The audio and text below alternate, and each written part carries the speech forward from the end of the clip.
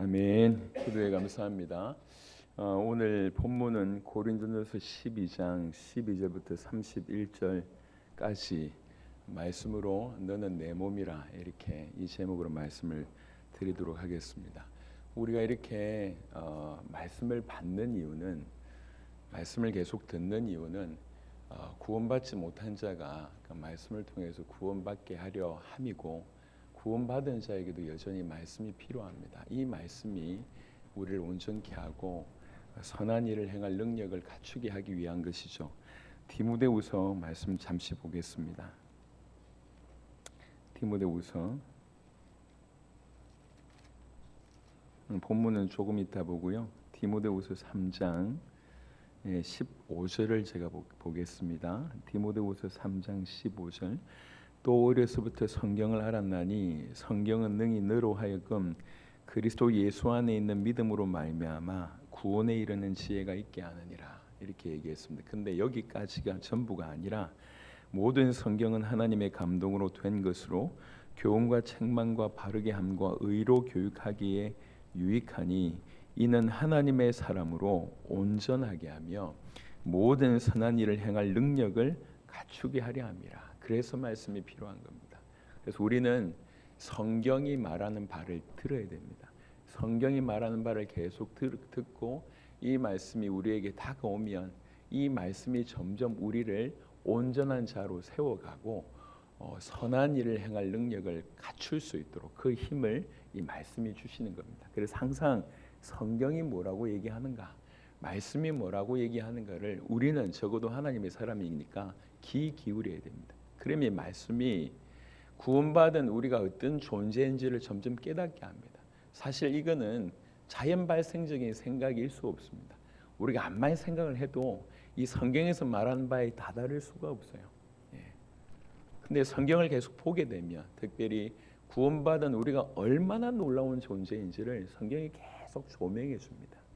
그리고 나서 또 한편으로는 우리가 멀리 이렇게 떠나 있다라고 하는 것도 그렇지만 원래 우리가 가까이 있다가 떠난 것이 아니라 원래 떠나 있다가 지금 가까이 오는 겁니다. 어떻게 보면 삶적으로 얘기하자면.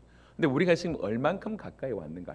성경에 조명해 보면 우리와 우리의 삶과 그 성경이 말하는 차이를 알게 되죠.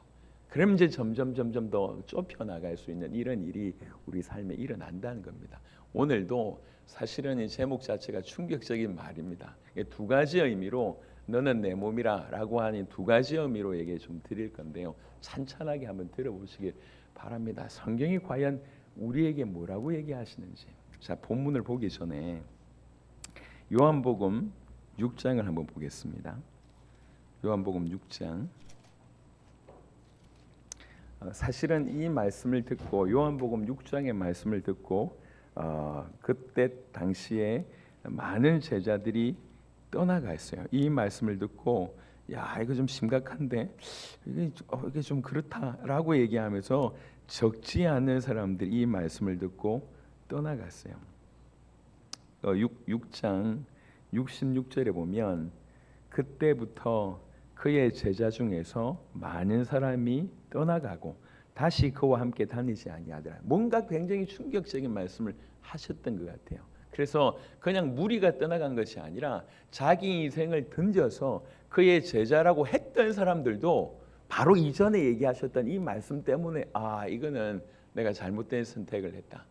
내가 알고 있는 그분이 아니구나. 이분 아주 좀 심각한 상태구나. 이래서 마음을 돌리고 떠나가 버렸습니다. 도대체 무슨 말씀을 했냐는 거죠. 오늘 그 얘기를 좀 하고자 합니다. 6장 45절부터 보겠습니다. 선지자의 글에 그들이 다 하나님의 가르치심을 받으리라 기록되었은즉 아버지께 듣고 배운 사람마다 내게로 오느니라. 이는 아버지를 본 자가 있다는 것이 아니니라. 오직 하나님에게서 온 자만 아버지를 보았느니라. 진실로 너희에게 이르노니 믿는 자는 영생을 가졌나. 이까지는 소화됩니다. 그 다음 구절부터입니다. 내가 곧 생명의 떡이니라. 너희 조상들은 광야에서 만나를 먹었어도 죽었거니와 이는 하늘에서 내려오는 떡이니 사람으로 하여금 먹고 죽지 아니하게 하는 것이라. 광야길 출애굽에서 광야길 통과할 때 40년 동안 어떻게 이 사람들이 먹고 살았습니까? 하늘에서 만나를 주었어요. 그 그 만나를 먹고 살았습니다. 하지만 그 만나를 먹었던 사람들도 결국 죽지 않았냐? 하지만 나는 영원한 만나다. 영원한 생명의 떡이다. 이렇게 얘기를 합니다. 그러면서 51절에 나는 하늘에서 내려온 살아있는 떡이니 사람이 이 떡을 먹으면 영생하리라. 내가 줄 떡은 곧 세상의 생명을 위한 내 살이니라. 내 살이 영원한 떡이다. 이렇게 얘기합니다. 여러분 그냥 예수님이라고 이렇게 생각하지 마시고 그냥 객관적으로 어떤 청년이 나타나서 야, 내 살이 영원한 떡이야. 나 먹으면 니네가 영원히 살아라고 얘기한다면 여러분 어떻게 생각하시겠습니까? 그러니까 이 많은 제자들이 그와 똑같은 충격을 받은 거예요. 이 사람 좀 이렇게 뭔가 기적을 일으키는 것 같아서 좀 괜찮은 사람인 줄 알았는데 이 사람은 정신병자 아니야? 이렇게 되는 거 아니에요. 지금 그런 상황입니다.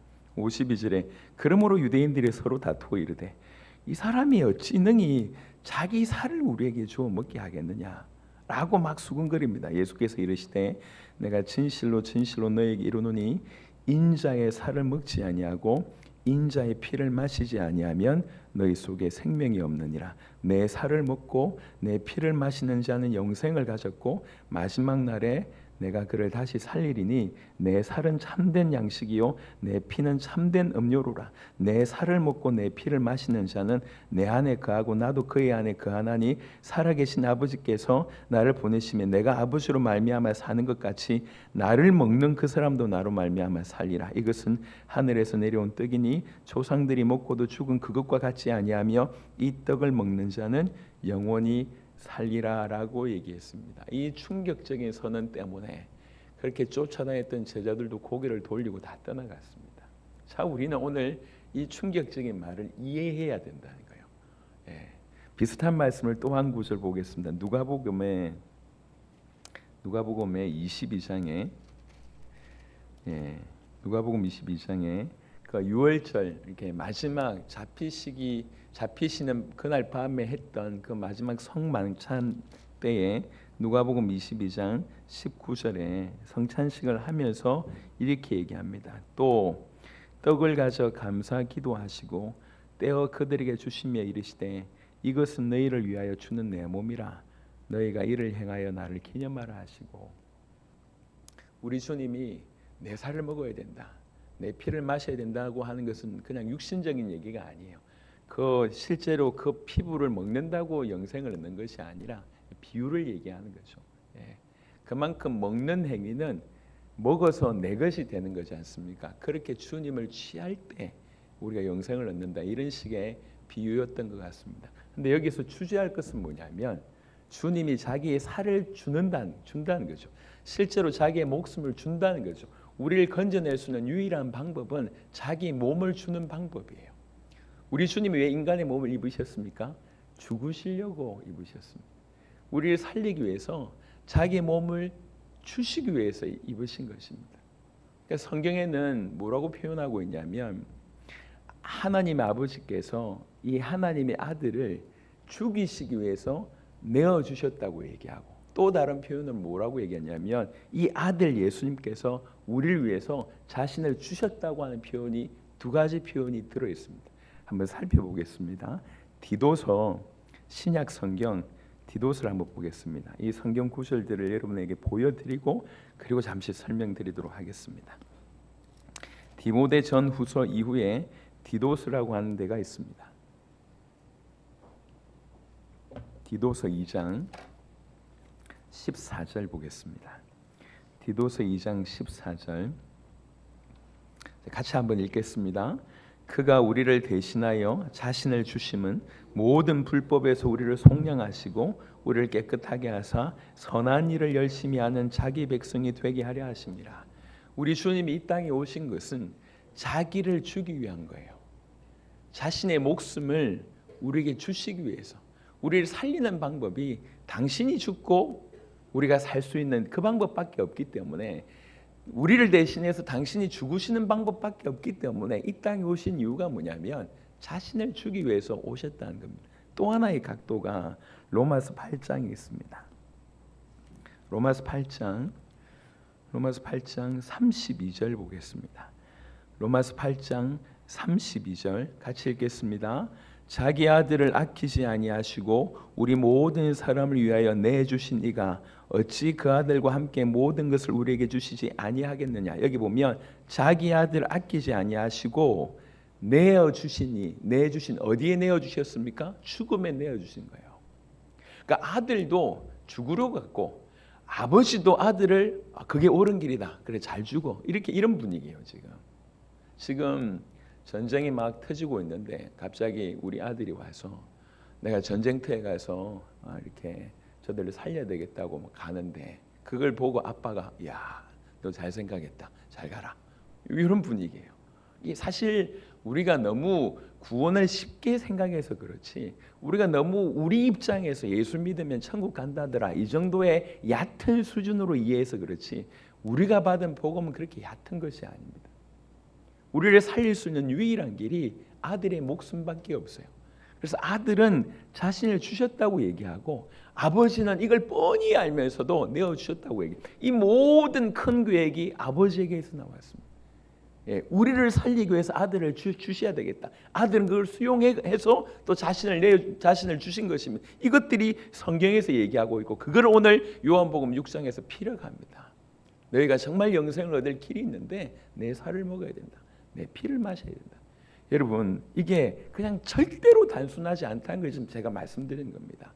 우리가 그와 연합된 구원받았다고 얘기할 때 이게 도대체 얼마나 엄청난 사건인지를 얘기하고 싶은 겁니다. 다른 각도로 하나 좀 설명을 드려보겠습니다. 마가복음에는요, 마가복음 1장을 한번 보시겠습니다. 마가복음 1장에 예수님께서 세례 요한에게서 세례 받으시는 장면이 나옵니다. 마가복음 1장 9절부터 11절을 보니까 그때 예수께서 갈릴리 나사렛으로부터 와서 요단강에서 요한에게 세례를 받으시고 곧 물에서 올라오실새 하늘이 갈라짐과 성령이 비둘기같이 자기에게 내려오심을 보시더니 하늘로부터 소리가 나기를 너는 내 사랑하는 아들이라 내가 너를 기뻐하노라 하시니라 라고 되어 있습니다. 여러분, 이때 아버지의 마음은 그냥 아들을 인정하는 게 아니에요. 제가 이번에 12월 5일 날 이렇게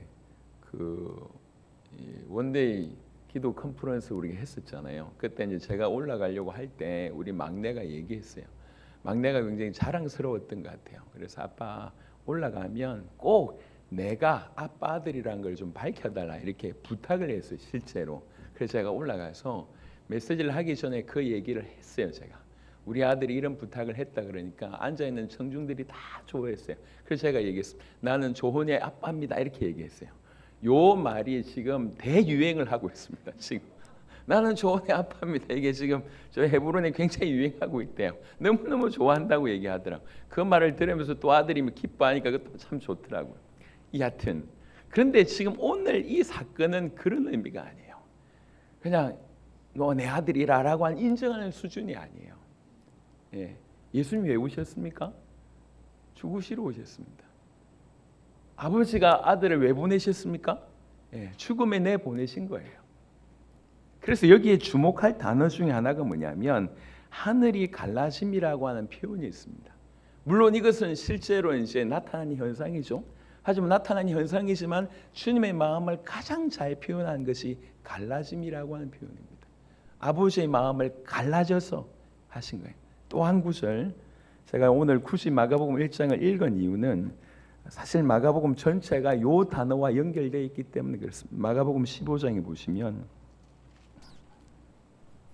마가복음 15장에 예수님께서 마지막 돌아가셨을 때의 장면을 설명합니다.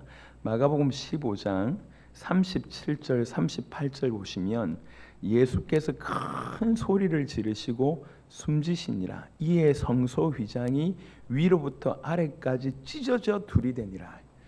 이 성소 안에 이 성막이 그 성소 안에 성소와 지성소를 가르는 그 휘장이 있잖아요. 휘장은 엄밀하게 얘기하면 뭘 상징하냐면 하나님과 인간을 막고 있는 그 무엇이라고 얘기할 수 있습니다. 근데 그 휘장이 찢어졌다는 거예요.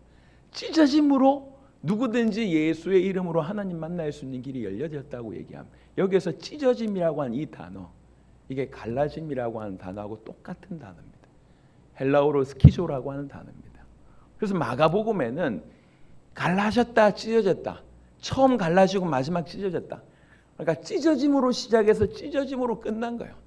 하나님 마음을 찢고 우리 주님 이 땅에 오셨고, 당신을 찢으심으로 우리로 하여금 하나님 만나는 길을 여신 것이 마가복음에서 표현하고 있는 부분입니다.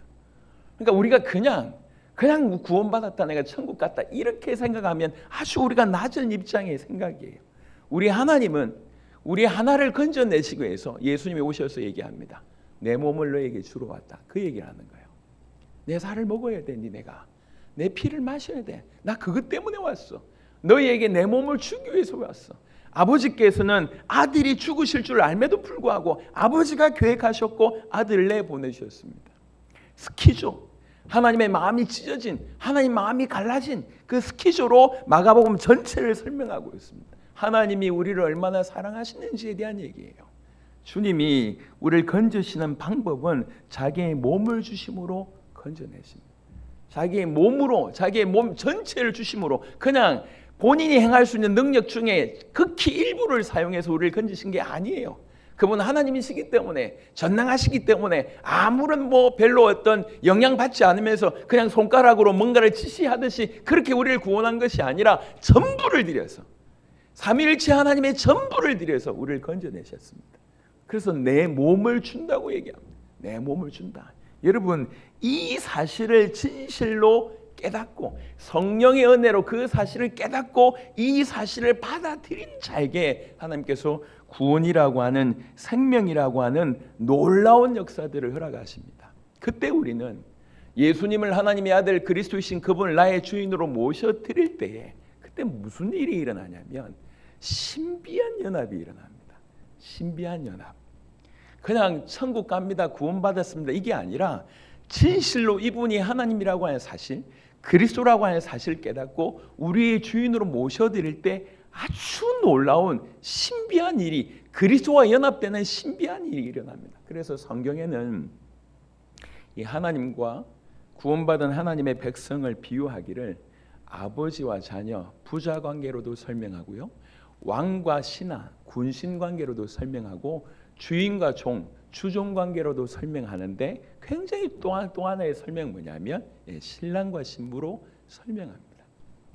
그리고 주인과 그의 소유물, 이런 식으로도 설명합니다. 이게 다 비유입니다. 비유. 하지만 이 모든 비유가 얘기한 게 뭐냐면 이렇게 연결됐다는 거예요. 신비한 연결이 됐다는 거예요. 그 연결을 가지고 아주 놀랍도록 표현을 이렇게 얘기하고 있습니다. 에베소 1장을 한번 보겠습니다.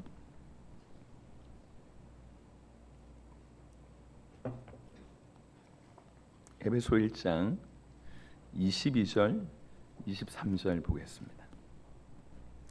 에베소 1장 22절 23절 같이 읽겠습니다. 또 만물을 그의 발 아래에 복종하게 하시고 그를 만물 위에 교회의 머리로 삼으셨느니라. 교회는 그의 몸이니 만물 안에서 만물을 충만하게 하시는 이의 충만함이니라. 아멘. 그가 우리를 위해서 몸을 주셨는데, 그래서 그 사실을 받아들여서 믿는다는 행위는 그 살을 먹고 그 피를 마시는 것처럼 그렇게 전부로 받아들이게 되는 그 순간, 그분이 내 안에 들어오는 그 순간 우리는 무슨 일이 벌어지냐면 그와 신비롭게 연합되는 일이 벌어집니다. 그리스도와 연합되는데 그리스도가 머리고 우리가 그의 몸이라고 하는 표현으로 연합이 됩니다. 이것도 이렇게 신비한 연합이라서 이게 어떤 식으로 연합되어 있는지는 잘 모르겠습니다. 하지만 분명히 성경은 얘기하기를 그리스도가 우리의 머리가 되시고 우리가 그의 몸이 된다고 하는 이런 일이 벌어진다는 거예요. 영적인 연합이고 신비한 연합인데 어떻게 연합되어 있는지 모릅니다. 물론 이것을 자칫 오해해서 우리가 그리스도처럼 신이 됐다라고 표현하면 굉장히 어리석은 표현인데 그런 연합은 아니에요. 하지만 분명한 것은 그와 연합이 됐다고 한 것은 사실입니다. 그의 일부가 된 거죠.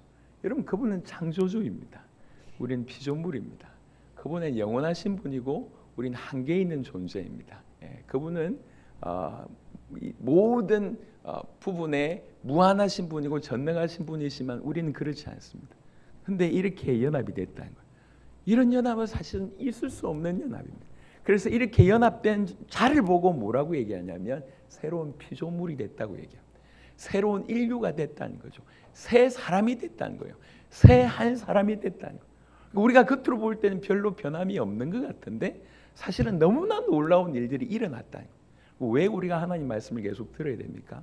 우리가 이렇게 된 존재라고 하는 것을 우리가 잘 모르고 있으니까 성경을 통해서 계속 이렇게 조명받을 때 비로소 우리가 우리의 존재를 계속 깨닫게 되는 겁니다. 우리가 새로운 피조물이 됐다고 하는 것이 얼마나 놀라운 것인지를 알게 된다는 거예요. 그래서 성경은 이런 얘기들을 계속 하고 있습니다. 구약 성경에 아가서가 있습니다. 아까 이제 우리 찬양할 때도 잠시 나왔는데요. 아가서 말씀 보겠습니다. 잠언 전도서 아가서 아가서 2장 16절 그냥 사랑의 노래인 것 같은데 우리가 그리스도와 연합된 것을 가장 잘 표현하는 부분입니다. 아가서 2장 16절 이렇게 되어 있습니다. 내 사랑하는 자는 내게 속하였고 나는 그에게 속하였도다. 성도가 하나님에게 하는 사랑 고백이고 하나님이신 그분, 그리스도이신 그분이 우리에게 하는 고백입니다. 내 사랑하는 자는 내게 속하였고 나는 그에게 속하였도다 라고 얘기하고 있습니다. 이게 그냥 연인관계, 부부관계를 넘어서는 그리스도와 우리의 관계입니다. 그래서 아가서에는 하나님 얘기, 그리스도 얘기, 복음 얘기 전혀 없습니다. 근데 성경이 실려 있어요. 여러분 생각해 보세요. 아가서 성경을 좀 보시면 알겠지만 100년 전에 이게 들어왔어. 100몇십 년 전에. 그러니까 유교에 찌들어 있던 사람들이 이걸 보면 이건 민망한 구절들이 너무너무 많거든요. 나중에 읽어보세요. 무슨 말인가 싶으신 분들은 읽어보세요. 야, 어떻게 이런 구절이 있을까? 이게 어떻게 그대로 드러났을까? 굉장히 이렇게 좀 표현을 유하게 했지만 굉장히 충격적인 거예요. 근데 그대로 실려 있어요. 이게 왜 그렇습니까? 하나님이 우리를 얼마나 사랑하시는지를 그대로 연인과의 관계를 통해서 표현했던 것이기 때문에 그렇습니다. 여러분, 하나님이 우리를 사랑하셔서 당신의 몸을 내주셨습니다. 이거를 우리가 영원히 지나도록 이 깊이를 잘 알 수가 없어요. 우리 안에 있는 원래의 모습으로는 이걸 깨달을 수가 없어요. 근데 우리 안에 있는 주의 성령이 우리 성령께서 우리 안에 들어오셔서 우리로 하여금 깨닫게 하셔서 이 놀라운 사실을 받아들이게 하신 것이죠. 받아들이게 되어졌을 때에 그리스도와 연합이 일어나는데 이런 연합이 이런 신비한 연합이 일어나는 거예요. 고린도전서 6장 제 하는 말에 속지 마시고 성경을 한번 확인해 보시길 바랍니다. 고린도전서 6장 17절 보겠습니다. 고린도전서 6장 17절 한 번씩은 보셨던 구절입니다. 같이 읽겠습니다. 주와 합하는 자는 한 영이니라. 이 말만 보면 잘 몰라요. 근데 전후에 보면 예를 들면 창녀와 합하는 자는 그와 한 몸인 줄 알지 못하느냐. 이게 이제 16절에 나와 있는 구절들입니다. 그러니까 합한다는 의미가 어떤 의미인지가 표현되어 있는 거잖아요. 그러니까 주와 연합한다는 의미는 이런 것입니다. 우리가 그와 연합되어서 신비한 존재가 된 것이죠. 우리는 그를 사람이 아닌데 그를 배경이 전혀 없는데 주님이 우리를 특별히 사랑하셔서 당신의 몸을 주셨고 그리고 나서 그냥 거기서 그치지 않고 구원받았으니까 이제 됐어. 네가 알아서 살아. 너 이제 죽어도 천국 갈 거니까 괜찮아. 네 알아서 이렇게 하지 않으시고 우리를 그의 몸으로 삼으셨다는 거예요. 여러분 이게 정말 사실이라면 좀 깊이 생각해 보면 이게 정말 사실이라고 하면 이처럼 놀라운 얘기는 없습니다. 그냥 하나님이 우리를 그냥 보호만 해주셔도 내가 책임지고 너 지켜줄게 이것만 해도 힘이 날 건데 너는 내 몸이야 이렇게 얘기하는 거예요. 뗄래야 뗄 수 없는 사이가 됐어. 영원히 달리 변할 수 없는 존재가 됐어요. 우리는 그의 몸이 되어버렸고 그는 우리의 머리가 됐습니다. 여러분 머리와 몸이 분리가 되는데 끔찍한 얘기잖아요. 이건 죽음이잖아요. 저런 절대로 그리스도와 연합된 자는 그런 일이 없는 그리고 평생 그와 연합된 상태로 영원히 그와 연합된 상태로 살아갑니다.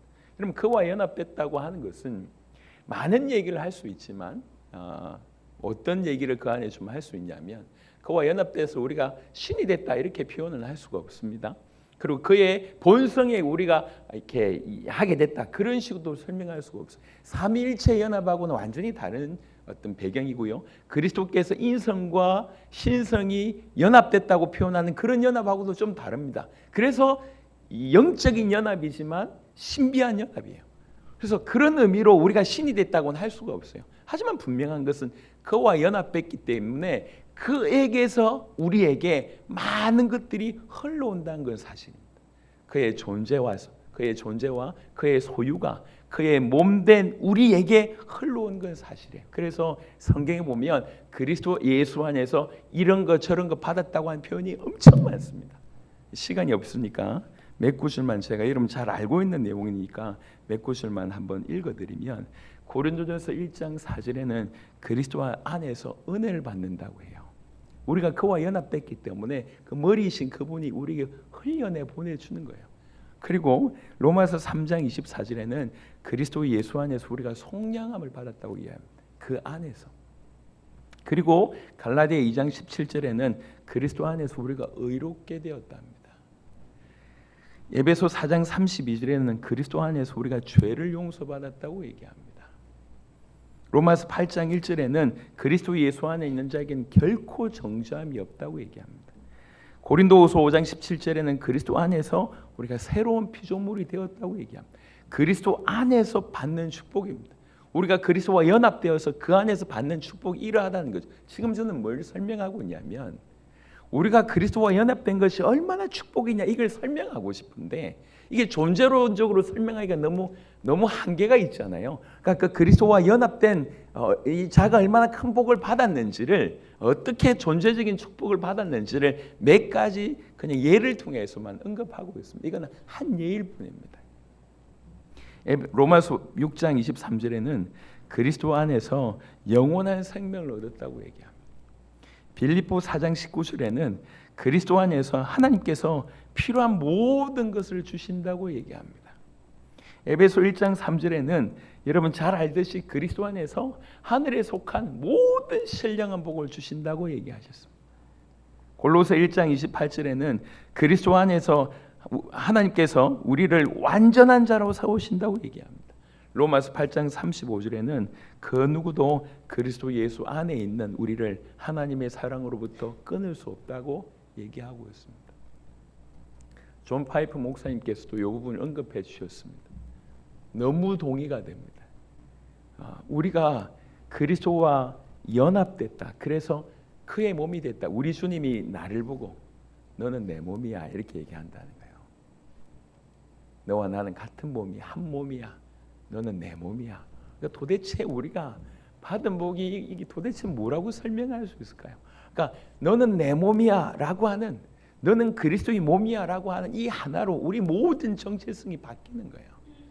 돈으로 우리를 평가할 수가 없습니다. 능력으로 외모로 우리를 평가할 수가 없습니다.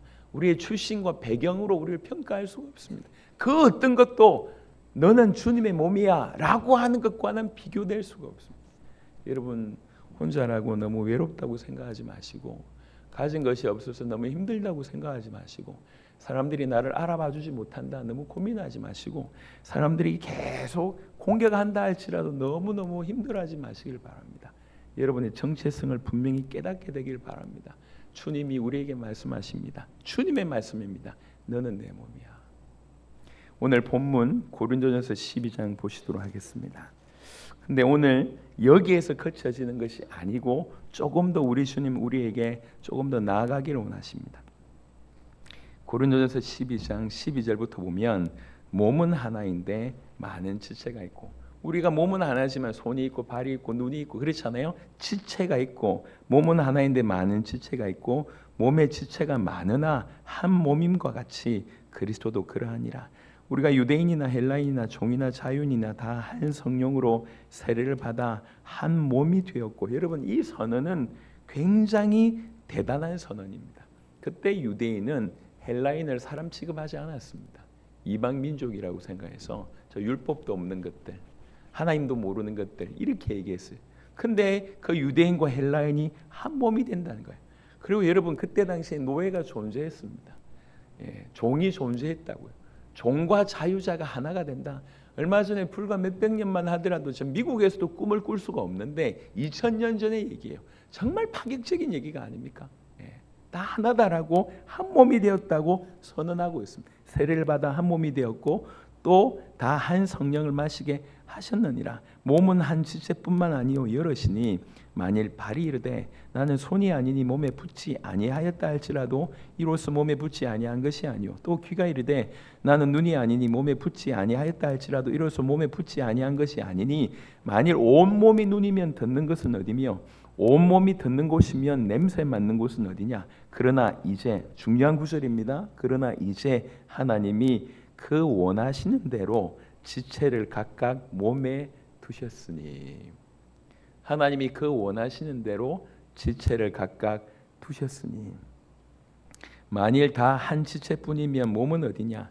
이제 지체는 많으나 몸은 하나라. 눈이 손들어 내가 너를 쓸데가 없다 하거나 또한 머리가 발들어 내가 너를 쓸데가 없다 하지 못하리라. 이 비유 이해하시겠죠? 근데 여기에 굳이 머리가 발들어, 원래 머리를 뭐라고 얘기했습니까? 그리스도를 얘기를 한 거거든요. 그러니까 그리스도가 우리에게 너 쓸데없다라고 하지 않는다는 거예요. 이해하시겠습니까?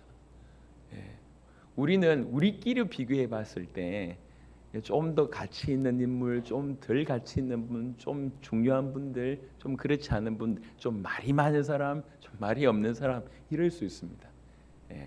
그래서 성경에도 또 좀 더 얘기하고 있습니다. 그뿐 아니라 더 약하게 보이는 몸의 지체가 도리어 요긴하고 약하게 보이는 것이 더 요긴하고 우리가 몸에 덜 귀히 여기는 그것들을 더욱 귀한 것들로 입혀주며 우리가 옷을 입는 게 그런 거잖아요. 입혀주며 우리 아름답지 못한 지체는 더욱 아름다운 것을 얻느니라. 그런즉 우리의 아름다운 지체는 그럴 필요가 없느니라. 오직 하나님이 몸을 고르게 하여 부족한 지체에게 귀중함을 더하사 몸 가운데서 분쟁이 없고 오직 여러 지체가 서로 같이 돌보게 하셨느니라. 여러분 이 편지를 쓴 게 뭐냐면 고린도 교회는 초대 교회 중에 하나고요. 여러분 익히 알듯이 사도 바울이 가장 많은 시간을 투자하고 애착을 두었던 것이 고린도 교회입니다. 그런데 어느 시점이 지나고 나서 이 고린도 교회에 많은 문제가 생깁니다. 초대 교회 중에 가장 대형 교회 중에 하나고요. 고린도전서 13장에 보면 사랑의 얘기를 쭉 합니다. 하지만 이 안에 은사 얘기를 좀 많이 다루고 있어요. 그러니까 고린도 교회는 초대 교회 중에 대표할 만한 대형 교회이면서 은사를 행하는 사람들도 많았던 교회입니다. 뭔가 막 빵빵하다는 거지.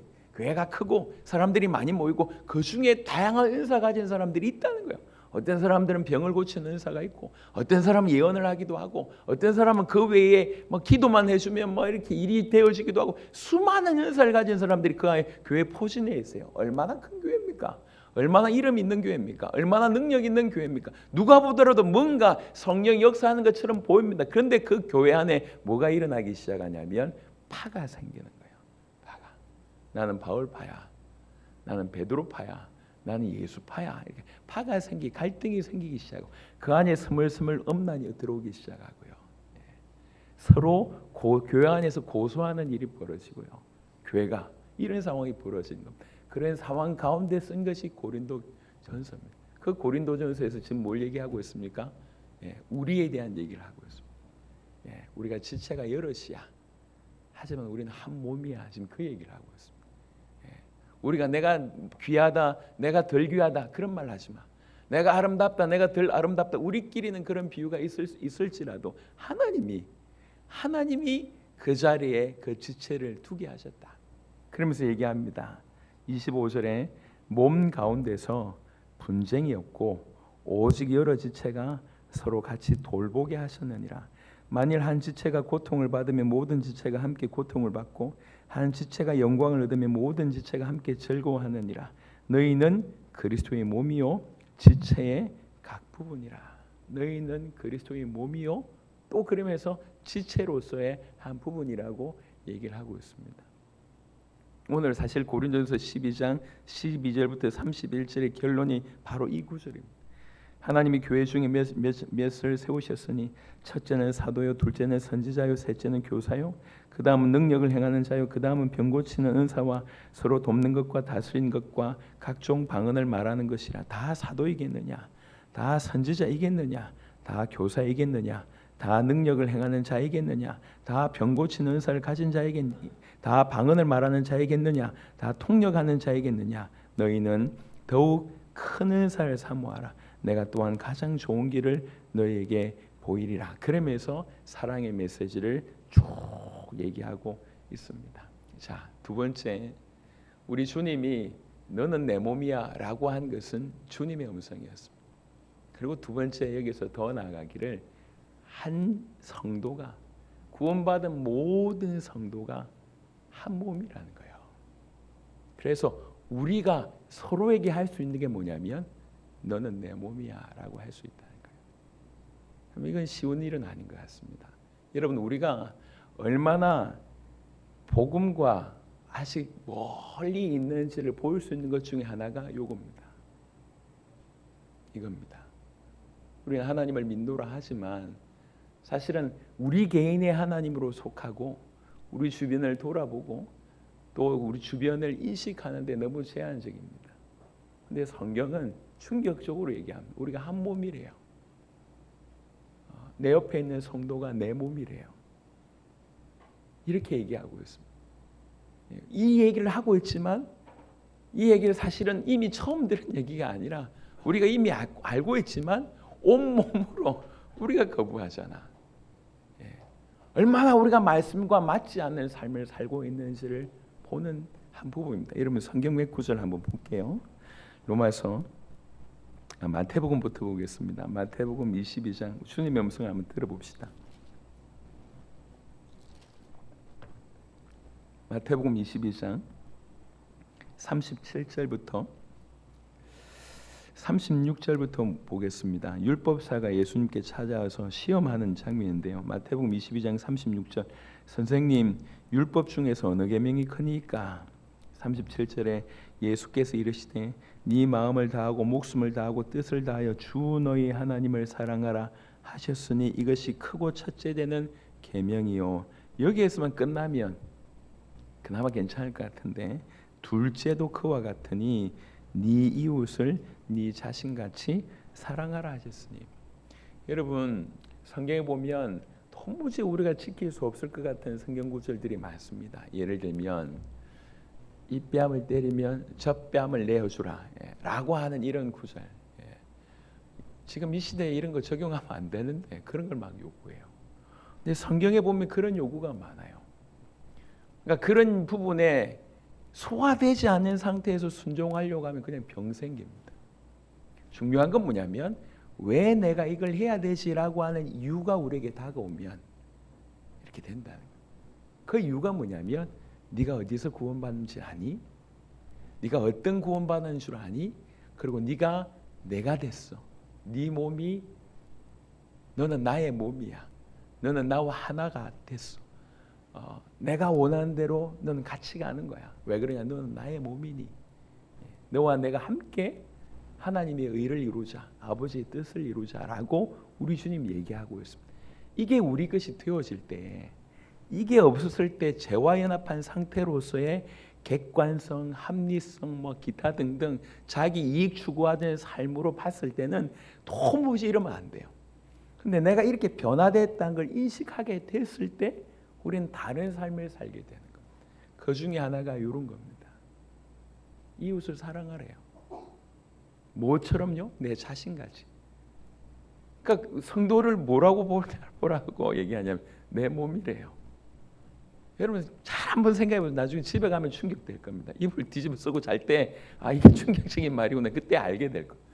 이게 너무 놀라운 얘기예요. 우리는 주로 우리 취향 따라서 사람을 선택하잖아요. 교회 안에서도 그래요. 우리 와이프가 항상 얘기합니다. 안 맞는다고. 안 맞아. 계속 얘기해요. 살면서 더욱 알게 됩니다. 서로 안 맞대. 그래서 계속 안 맞는다고 얘기합니다. 하물며 부부가 그런데 교회 안에 있는 사람들이 몇 명 도대체 여러분하고 몇 명 맞겠습니까? 근데 성경은 뭐라고 얘기하냐면 옆에 와서 예수님께서 계속 속삭입니다. 제가 네 몸이야. 이렇게 자꾸 속삭이는 거예요. 야, 같은 몸이야. 네 지체야. 너 몸이야. 우리가 이것을 인정하게 됐을 때, 사실 우리가 그걸 인정하지 않거든요. 왜 그러냐면 받아들이려고 하지 않아요. 여전히 옛 자아가 왕노릇해서, 죄와 연합된 내 마음대로 살고 싶은 이것들이 왕노릇해서, 사실 구원받았다는 얘기는 내가 주인된 이것들을 십자가에 내줘서 죽음에 내몰고 나는 예수 생명으로 살아야 된다. 예수님이 주인되는 그런 자아로 살아야 되는데, 신분은 이렇게 바뀌었는데 상태는 계속 이렇게 살려고 하는 거예요. 계속 충돌이 되는 거예요. 예수 믿으면 행복하고 너무 즐거운데, 그 행복하고 즐거운 이면에 뭐냐면 예수가 주인 될 때 그런 일이 벌어지는 거거든요. 근데 자꾸 충돌이 돼요. 예수 믿는데 자꾸 수심이 가득해. 수심이 가득한 대부분의 이유는 뭐냐면 여전히 자기가 주인 되어 살려고 하기 때문에 그렇습니다. 예. 빨리 승리하는 비결은 뭐냐면 이걸 자기 죽음에 내줘야 돼요. 나는 죽었구나 인정하고 내 주인이 예수구나 인정하는 삶이 구원받는 삶입니다. 내 주인이 예수님이구나라고 인정할 때 그 예수님이 나에게 속삭입니다. 너는 내 몸이야. 그리고 또 속삭입니다. 제가 네 몸이야. 이렇게 얘기하는 거예요. 힘들죠? 받아들이기. 근데 이게 사실이에요. 성경 조금 더 보겠습니다. 로마서 13장에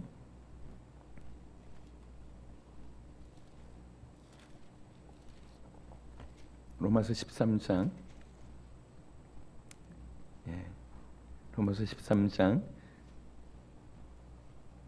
8절 9절 같이 보겠습니다. 로마서 13장 8절 9절 같이 읽겠습니다.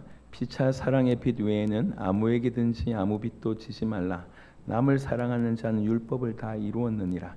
간음하지 말라, 살인하지 말라, 도둑질하지 말라, 탐내지 말라 한 것과 그 외에 다른 계명이 있을지라도 네 이웃을 네 자신과 같이 사랑하라 하신 그 말씀 가운데 다 들었느니라. 그 말씀 가운데 다 들었느니라. 예. 우리가 구원받아서 천국행 티켓을 땄다. 그러니 이미 그건 보장됐어라고 생각하면서 자기 마음대로 사는 것은 엄밀하게 얘기하면 구원을 못 받았거나 아니면 구원받았어도 한참 어린아이 수준에 머무는 겁니다.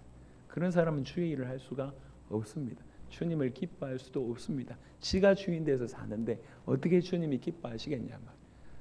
주님을 주인으로 모셔드릴 때, 그분이 나의 주인이라고 여겨질 때 그분이 계속 내 존재에 대해서 계속 깨닫게 하시는 겁니다.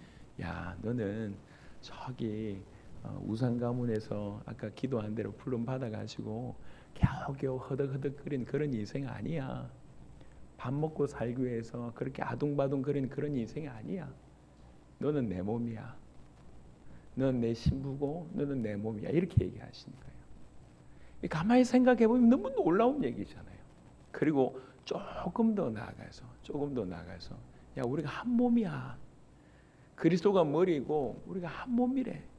네 이유 돌아봐. 성도들이 네 몸이야. 같은 몸이야. 이렇게 얘기하는 거예요. 이거를 내가 주인된 내가 주인된 내 모습으로 봤을 때 이게 소화가 불가능해요. 모든 게 안 맞는데, 부부가 안 맞는데. 예. 제가 저희 동생이 한 명 있습니다. 뭐 잘 모르시겠지만, 예. 지금도 교회를 겨우 뭐 한두 번 다닐까요? 지난주에 자원교회 제 아버지가 내려가서 한번 왔다는 얘기 들었습니다. 동생하고 저하고 2살 차이입니다. 50몇 년 지냈어요. 안 맞아. 안 맞아. 모든 게 안 맞아. 그래서 떨어져 지낸 거에 대해서 감사합니다. 안 맞아. 여러분 어떻습니까? 그 뭐 이렇게 부부뿐만 아니라 여러분 부모님하고는 맞습니까? 여러분 형제하고는 맞나요? 도대체 여러분하고 맞는 사람은 누굽니까? 우리가 내가 살고 싶은 대로 살 때 우리는 철저하게 잘라낸 인생으로 사는 거예요. 잘라낸. 여러분 겸손하게 저와 여러분들이 어떤 존재가 되는지를 인정하셔야 돼요. 내가 예수님을 하나님의 아들 그리스도 나의 주인으로 모시는 그 순간 더 이상 나는 내 것이 아닙니다. 나는 그분의 것이 됐습니다. 그분이 나의 주인이 됐습니다. 그분이 나의 주인 되신 그분이 내게 계속 말하는 거야. 너는 가치 없는 존재가 아니야. 열등감에 시달리는 존재가 아니야. 겨우 이 땅에서 밥 먹고 살려고 보낸 존재가 아니야. 넌 내 몸이야. 너는 나야. 이렇게 얘기하는. 넌 내 몸이야. 주님이 그리스도께서 우리의 머리가 되셨고 우리는 그분이 몸이 된 거예요. 그러고 나서 여기 막 기뻐하고 있는데 또 속삭입니다. 또 속삭. 제가 네 몸이야. 우리 성도들 향해 제가 네 몸이야. 교회가 지금 잃어버린 게 사실은 많다고 저는 생각합니다. 저조차도 마찬가지고 너무나 많은 것을 잃어버린 것 같습니다. 그냥 주일날은 행사 드리는 날이 아니거든요. 예배를 보러 오는 날이 아니에요.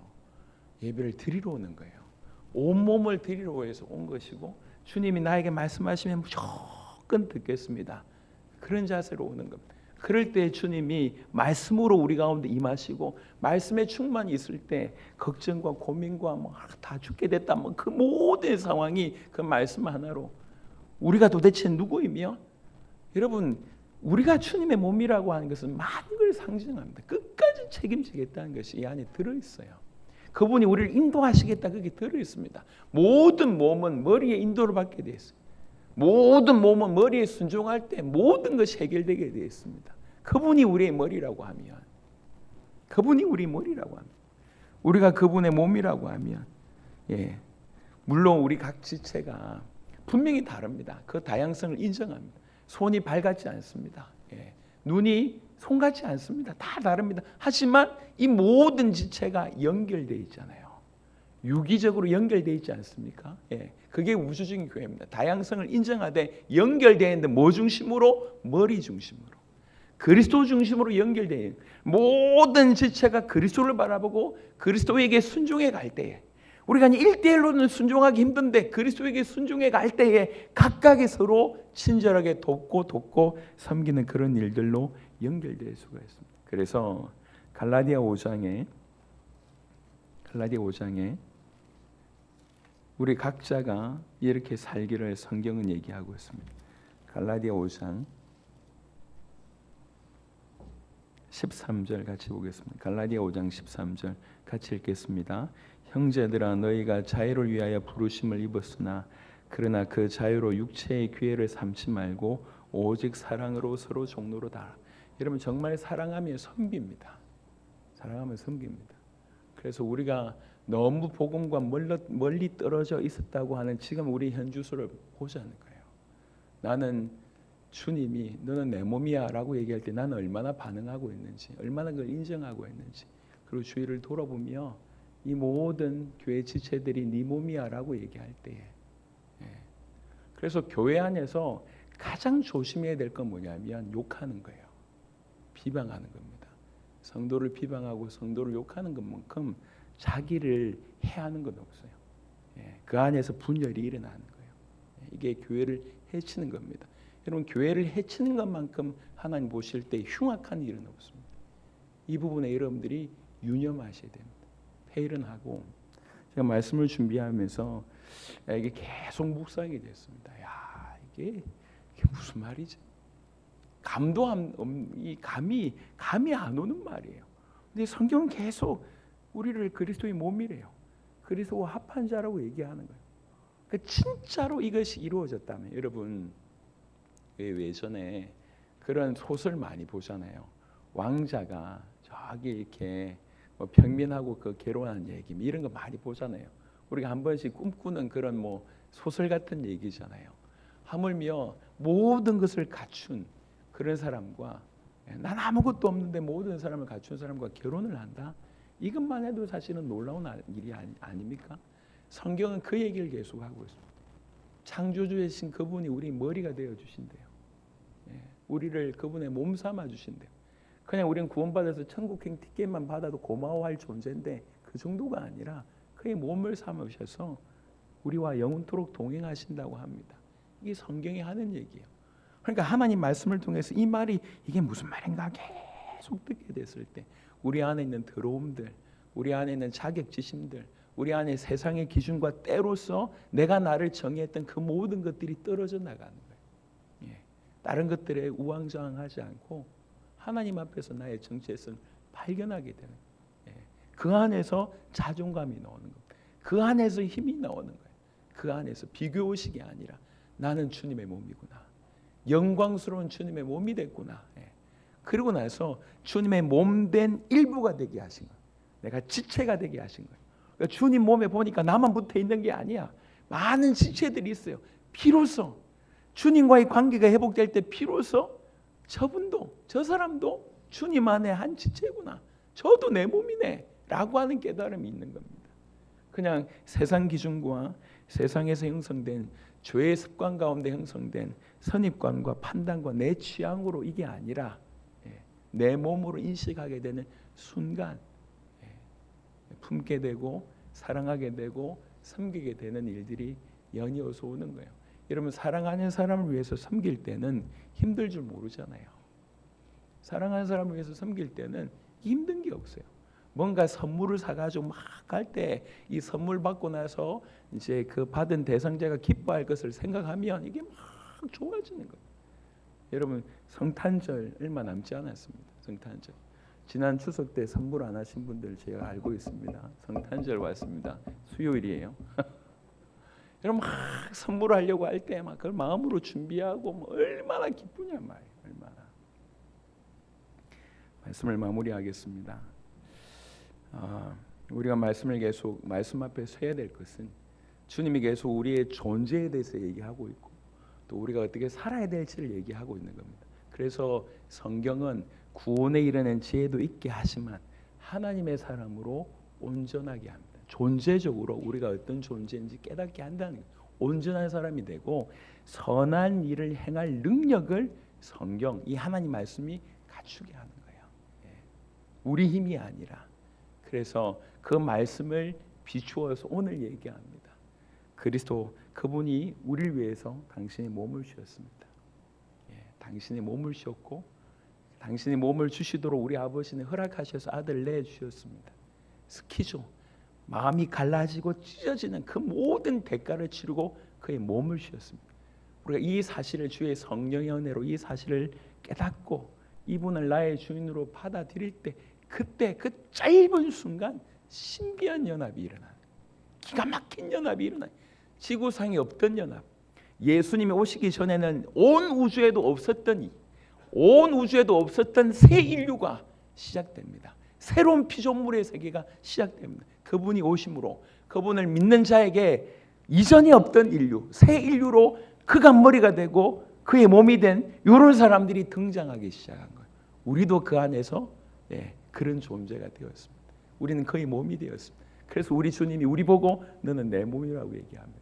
근데 성경은 여기서 그치지 않고 모든 구원받은 자가 그리스도 예수 안에서 한 몸이라고 얘기합니다. 그래서 그분이 우리에게 너는 내 몸이야 라고 얘기하고 이제 우리는 눈을 떼서 이 사실을 깨달으면 서로를 향해서 너는 내 몸이야 라고 얘기할 수 있는 그 정도의 귀중한 가치를 부여하면서 품게 되는 겁니다. 여러분 교회가 이 부분을 너무나 많이 놓친 것을 우리가 겸손하게 인정하고 성경이 말하는 대로 조금씩 순종해 보면서 실천해 보면서 살았으면 좋겠습니다. 해보십시다.